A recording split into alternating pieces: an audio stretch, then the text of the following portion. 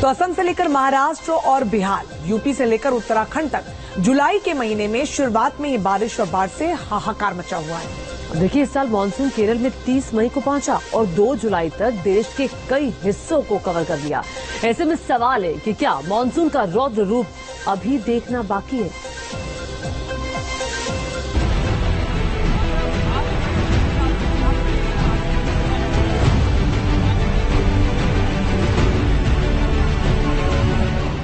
पहाड़ से मैदान तक आफत मूसलाधार, कहीं बही सड़क, कहीं नदियों में तेज धार, बारिश बेहिसाब, पूरब से पश्चिम तक का हाल बेहाल। बारिश बाढ़ के बीच मिशन जिंदगी, पहाड़ से लेकर मैदान तक क्रोध में नदियां हैं। तेज बारिश के बाद नदियों का जलस्तर बढ़ चुका है, नदियां अपनी हदों को लांघ रही हैं। राप्ती नदी खतरे के निशान को पार कर गई है, जिससे यूपी के 150 गांवों की करीब 2 लाख आबादी प्रभावित है। सैलाब का आक्रोश शहर से लेकर गांव तक को डुबोने पर आमादा है। लोगों से सुरक्षित स्थानों पर चले जाने की अपील की जा रही है। पूरब से पश्चिम तक बारिश बाढ़ से कोहराम मचा हुआ है। आधे हिंदुस्तान में आफत वाले बादलों ने कहर बरपा रखा है। मौसम मानसून का है, लेकिन मानसूनी बारिश ने मानो त्राहिमाम मचा दिया है। बारिश हर नए दिन अपना पुराना रिकॉर्ड तोड़ रही है। तस्वीरें यूपी के पीलीभीत की, जहां शारदा नदी का पानी 200 गांवों में घुस गया है।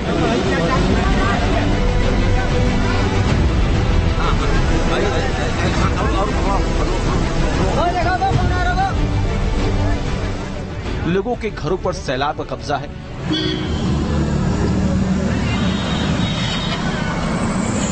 कुदरत के क्रोध ने इंसानों को न घर का छोड़ा है और न घाट का।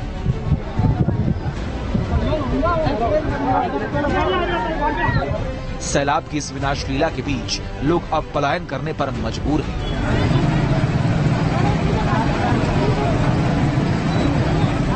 पीलीभीत में बारिश का कहर ऐसा है कि पानी में देखिए कैसे रेलवे ट्रैक पूरी तरह से बह गए। नदी नाले इस कदर उफन रहे हैं कि रेलवे की पुलिया पानी के तेज बहाव में बह गई और रेलवे ट्रैक हवा में झूल रहा है। इसके चलते इस रूट की सभी ट्रेनों का संचालन रेलवे प्रशासन ने फिलहाल रोक दिया है।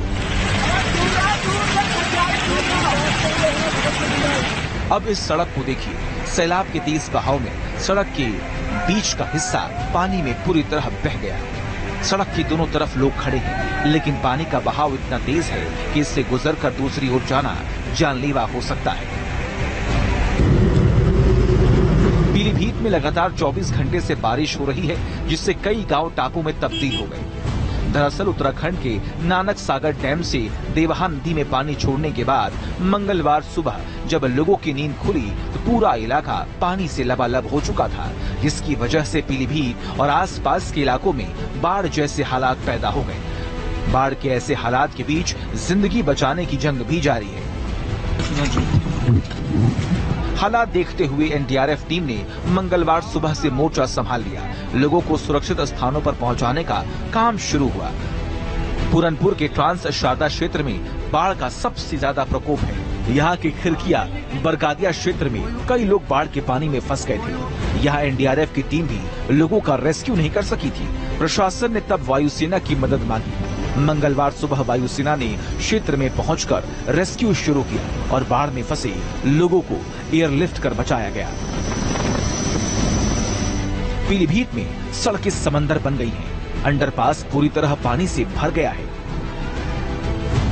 उत्तर प्रदेश में 3 जिलों के करीब 500 गांवों में बाढ़ जैसे हालात हैं। जुलाई का अभी दूसरा हफ्ता चल रहा है और प्रदेश में मानसून की बारिश नॉर्मल से 37% ज्यादा हो चुकी है। अगले 7 दिनों तक मौसम ऐसे ही रहने का अनुमान है। 9 जिलों में बुधवार को भारी बारिश का अलर्ट है।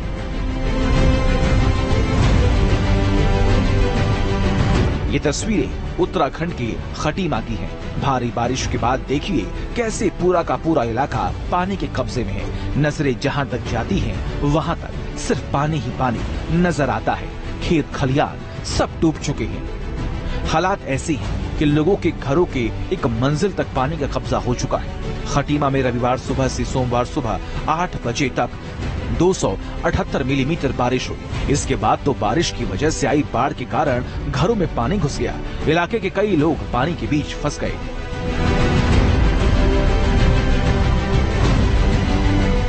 खटीमा और आसपास के इलाकों में एनडीआरएफ और एसडीआरएफ की टीम ने बिना वक्त गंवाए रेस्क्यू ऑपरेशन शुरू किया। खटीमा, टनकपुर, सदारगंज इलाके में